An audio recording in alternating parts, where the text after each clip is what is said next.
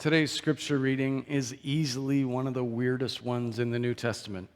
So if you found yourselves feeling a little lost, don't feel bad. Most people do. So let me see if I can help. The story starts off in a pretty straightforward way. Once upon a time, there was an owner of an estate, and he had a manager who was in charge of collecting the rents and the money from the tenants and the creditors to this particular owner. But he finds out that his manager has been pocketing some on the side. He's been squandering his wealth. So he says, call that guy in. I'm going to give him what for. And the manager gets wind of this, and he realizes, I'm in trouble. I'm going to get fired. So what do? I'm too lazy to work for a living, and I don't want to go out and beg. So what am I going to do? I'm about to be thrown out on the street, and I'll be impoverished. What am I going to do? So he concocts a clever plan. He goes, I know what I'll do. I'll go to the households that used to owe the owner money. And here's what I'll do. So he goes to the households and he says, hey, listen, how much do you owe the big guy? And they say, well, I owe him like 100 jugs of olive oil. And you say, okay, don't worry about it. Here's a piece of paper. Just write it down. Make it 50. We're good? We're good? And he knows that if he does this, he's currying favor with these folks, and he hopes that they will help him out once he's out on his keister on the street. These people will help him and give him some, money and some help on the side so that he won't have to work for a living. So he curries favor with the people who used to fear him most of all. They used to dread his arrival, but now they're going, hey, he helped us out. He wrote down half of our debt. That's fabulous. Yeah, sure, come on in and have dinner. And then he goes to another household and he says, you guys, how much wheat do you owe? And you say, well, we owe about 100 measures of wheat. And he says, okay, fine, let's just write that down to like 80, okay? And once again, goodwill is being generated. He's going, okay, you guys keep the extra wheat. It'll be fine. The big guy will never find out. And then he expects when he comes back, when he's unemployed, these folks are going to look more kindly on him than they ever have before. So he goes from house to house doing this. And he talks to people, and suddenly the people who hated him are starting to like him. And it's going to be okay. Well, okay, so far this story makes a kind of sense. It doesn't seem like a great post-exit survival strategy, right? But, he thinks this might work for him. So far this story makes sense. But then comes the twist, because Jesus tells us that when the owner finds out that he's been doing this, the owner goes, good for you. That was a shrewd move. That's like saying, good for you for ripping me off. Good for you for, sending the money back to the people rather than having it come up to where it should be. That part doesn't make a whole lot of sense. And we know that, in the 10 Commandments, it's pretty clear, right? Thou shalt not lie, thou shalt not steal. But here is this corrupt manager doing both. He's lying and stealing. So what are we to make of this?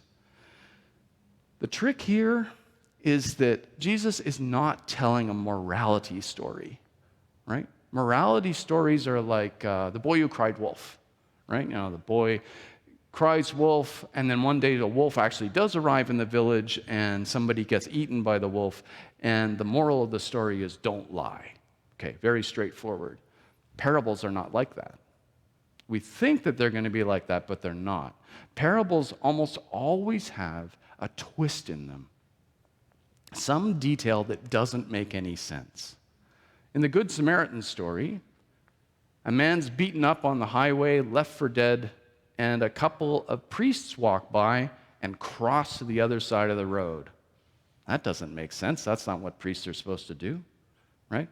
And in the prodigal son story, you may remember that story starts with the father has two sons, one of whom's a rash teenager who's probably 17 years old, and he walks up to dad and says, Dad, I want to go out and make my way in the world. Can you give me my inheritance now? And the dad does. He writes down, here's 1/3 of the estate, go for it. And the prodigal son takes that money, goes out and he parties and he loses it all. How many of you would take out a second mortgage on your house if your 17-year-old came to you and said, I want my inheritance now? Right? You would not do it. And they wouldn't have done it back then either. And in our story today, the detail that doesn't make any sense is the fact that the owner congratulates the corrupt manager for being corrupt even more by letting the people keep the money. When there's a detail in a story like this that doesn't make sense like that, that's your cue that Jesus is saying, I want you to shift gears in your head. I don't want you to think of this as just a normal, everyday story, but rather as a story that points to a different kind of interpretation, a different kind of living. In parables, we are invited to get past the everyday way of seeing the world and get to the way God likes to see the world, the kind of kingdom that God would like to have instituted on this planet. And from God's point of view, and Jesus' point of view, wealth comes in two forms. There's the wealth that God creates, the olive trees, the wheat, the fish in the sea, the gold in the mountains which gets mined. All of that belongs to God and is shared with human beings, right? Jesus famously says in the Sermon on the Mount, look at the birds. They neither sow nor reap, and yet the Father takes care of them. All wealth comes from God. But there's another kind of wealth, and it's called mammon. Mammon is when people take that wealth, which God has generated for the good of everyone, and they collect it and they hoard it for themselves. That changes regular wealth into something else. It becomes kind of like an idol, something that the wealthy worship, thinking that if they have enough of this, it will make them happy. Not realizing that mammon, in that understanding of wealth, can corrupt the person who's collecting it and make things worse for society at large. And so in the parable, the owner congratulates the manager for not hoarding wealth, but letting it return to where it came from, so that the greatest possible good could be enjoyed with that wealth. It's a very strange story, but it's strange because it's asking us to think in a different way. And perhaps the reason it's so strange to us is because we live in a world where extremes of wealth have become normal. You know, if you've been reading the news this week, your head may be spinning with all the examples of societies nearby who are divided by wealth and divided along lines of power. In the United States, it's become clear that Donald Trump actually knew that he'd lost the election, but he urged the insurrectionists onward on January 6th anyway so that he could steal the election or get it back. And he's managed to keep up the big lie. And most Republicans running for power now are behind the big lie. A society completely polarized, can't even agree on what the truth is anymore. In Britain, what a mess in the last couple of weeks, right? New British Prime Minister is chosen by the Tory party. She declares a tax cut for corporations, a tax cut for rich people, a tax cut for everybody. This will fix everything. The markets go crazy, the pound drops, mortgages start going up because the British have variable mortgages for the most part. So when the interest rates started to change, regular householders suddenly found that they were paying more for the house this month than they did for last month. Complete disaster, and of course she's had to resign. Complete mess. Liz Truss's ideas about how economics works are indebted to the 1980s. And I think a lot of our problems today are indebted to the 1980s. You may recall, in that decade, Ronald Reagan and Margaret Thatcher were in power in the UK and the US. And Ronald Reagan famously cut taxes for corporations and individuals, saying that if more money was put into the pockets of individuals, then the entire economy would boom. People would spend money in the United States and make it grow. We just had to get government to lay off and get off people's backs. Margaret Thatcher did the same thing. In Hollywood, you may remember that famous movie Wall Street by Oliver Stone. Michael Douglas plays a character called Gordon Gekko who says, "Greed is good. Greed will save our society." In the 1980s, I worked in Washington, D.C. for a while. I had a job on a film that took me there, and I was living there for 2 weeks at a time. Washington, D.C. is a weird city. You know, it's the quintessential American city, home to the White House and Congress and the Senate, Washington Monument, the Lincoln Memorial. No city could be more American than Washington. But on the other hand, if you go to Washington, it doesn't look like an American city. It looks like a European city, because it was actually designed by a European, L'Enfant. And it has these grand boulevards, the same kind of things you see in Paris, like the Champs-Élysées. And it has traffic circles, big, big traffic circles, totally unlike what you see in the rest of American cities. And in the middle of those traffic circles, it's green. There's parks. And I remember one day I decided to go to DuPont Circle, one of those traffic circles, for dinner, and there was a bookstore nearby that I wanted to check out. And I came up out of the subway, and I was confronted by something I had never seen before. The circle, that park in the middle of the traffic circle at DuPont Circle, was filled with tents. It was the first tent encampment I'd ever seen, and it was new to America as well. This was a place where people who just couldn't find a place to live were living in tents. And Washington's a warmer place than here, but it was winter at that point. It wasn't comfortable. And there were all sorts of people on the street begging for money.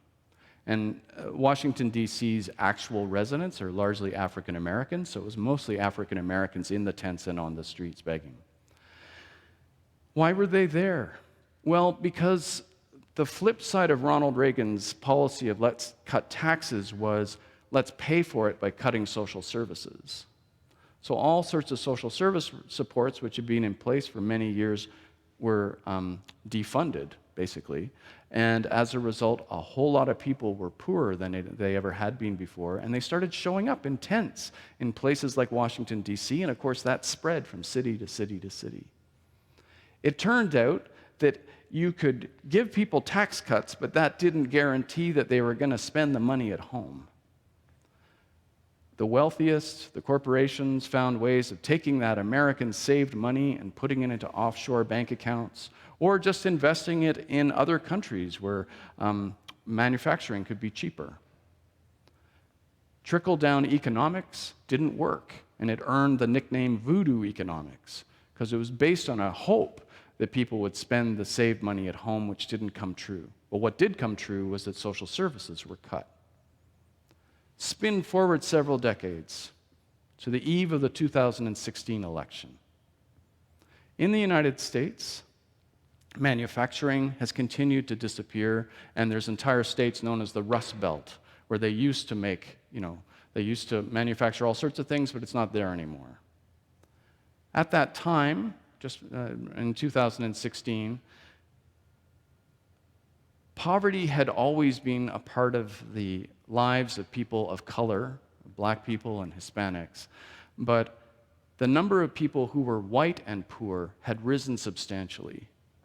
The American dream had said that white folks should be able to have a car, their own house, a good-paying job, and that wasn't working out for a lot of people because the economy had drifted away from them. And that changed their quality of life in many ways. I want to show you a graph. This shows the reduction in white mortality between 1990 and 2015. Okay, so this is the chance of you dying in middle age between the ages of 45 and 54 if you were a white person in the United States. And you can see that it's all down, down, down, which is good, right? Safer workplaces, better health care, better social services have led to an improvement in health care and the health and well-being of people in their middle age who are white, and so that by 2015, far fewer people are dying than they did in 1990. And that's good, and that translates into greater longevity. People are living longer lives, getting into their 80s and 90s because they're not dying in middle age. This is good news. And I highlighted the Canadian line as the red one. And you can see, like, we're doing better than France and Germany and the UK. The only countries that did better than us were Australia and Sweden. Great. Now let's look at the United States. That's the United States number. It got worse. They actually got worse. It's worse on the eve of the election in 2016 than it was even in 1990. White people, the people who had been at the top of the pile, were dying earlier than they ever had before, more often. So why were they dying? These deaths were called by sociologists deaths of despair. It was mostly through suicide and opioid deaths due to the opioid addiction crisis.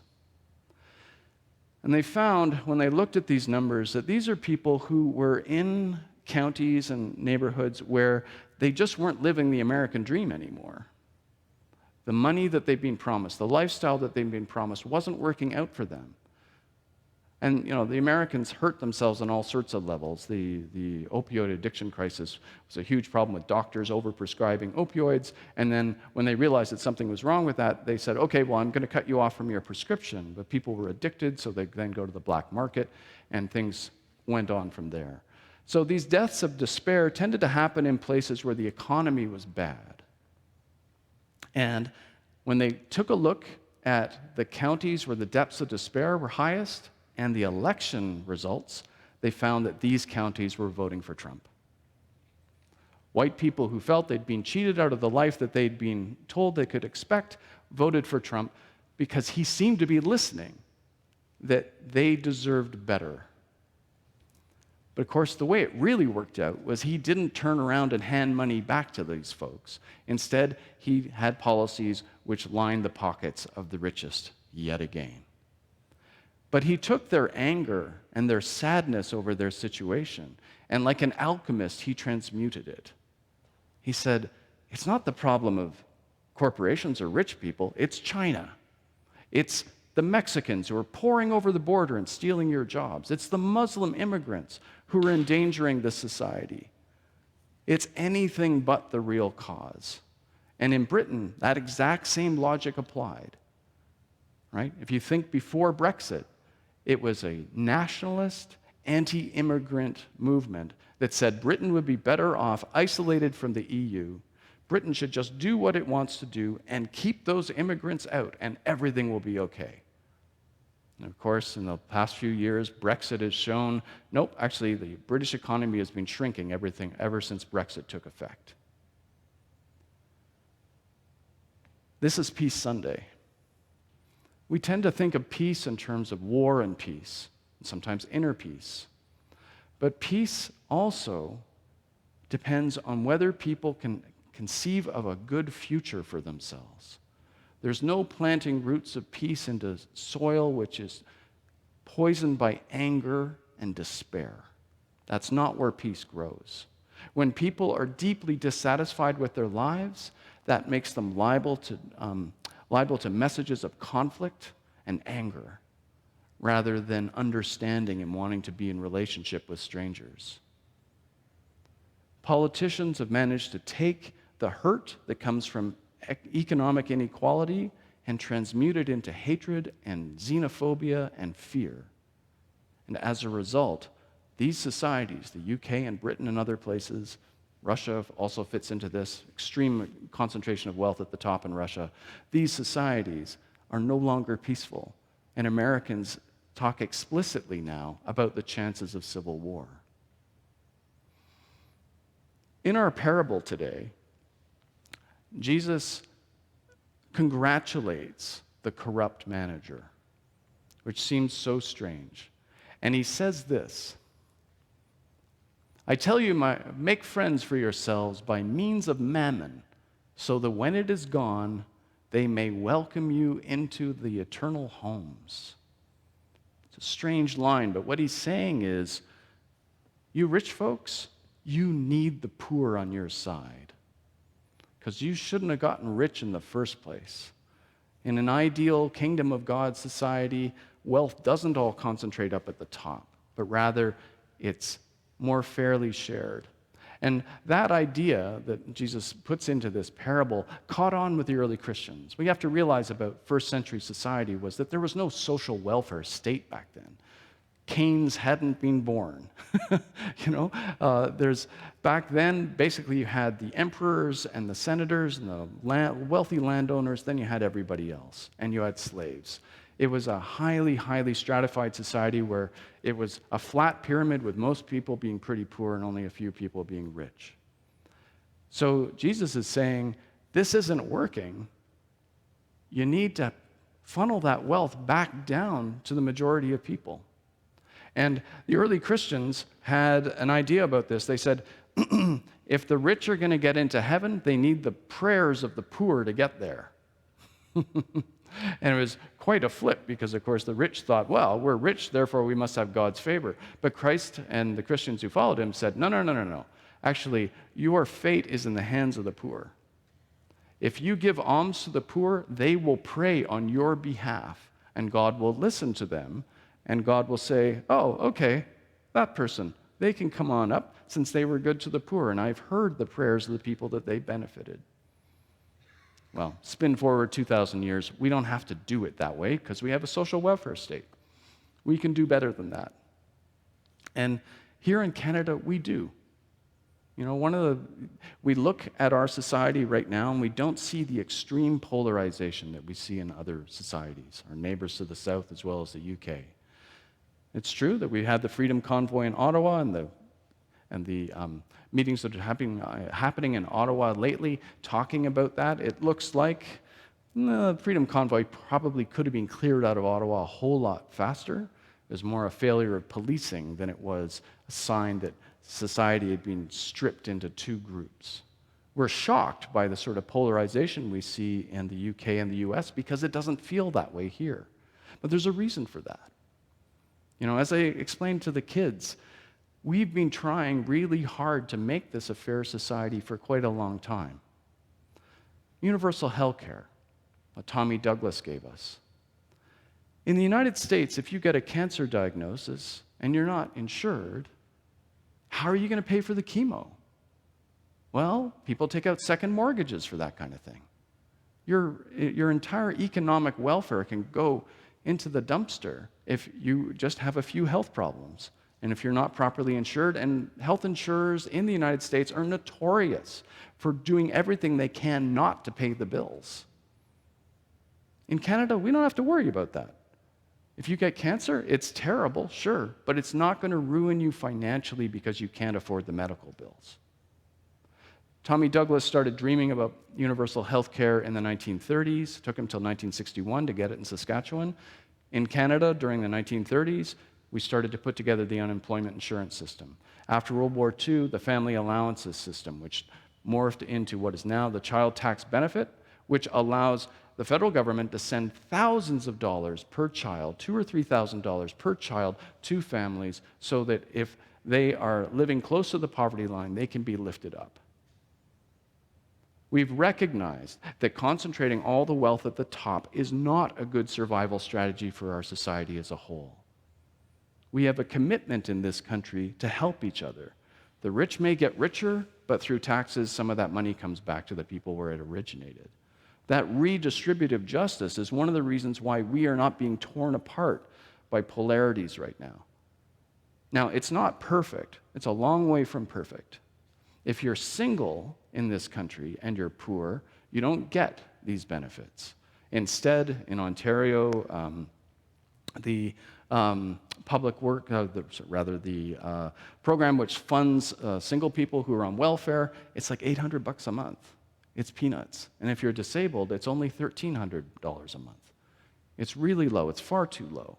So we discriminate, in a sense, between single people and families. And that's something that we've got to fix, and a guaranteed annual income could fix that. And the United Church of Canada has endorsed that, so that everybody can count on having a minimum amount of income so that they can plan their lives and pay for rent and go to school. So we've still got work to do.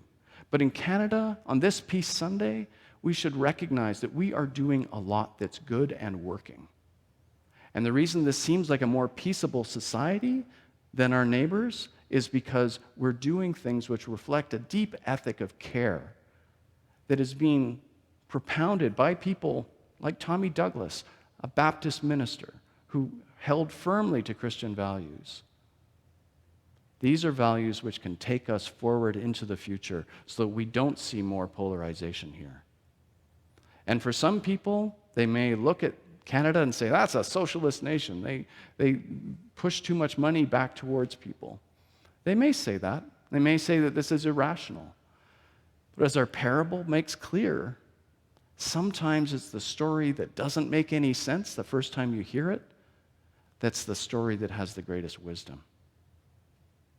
And for that, we should be truly grateful. Amen.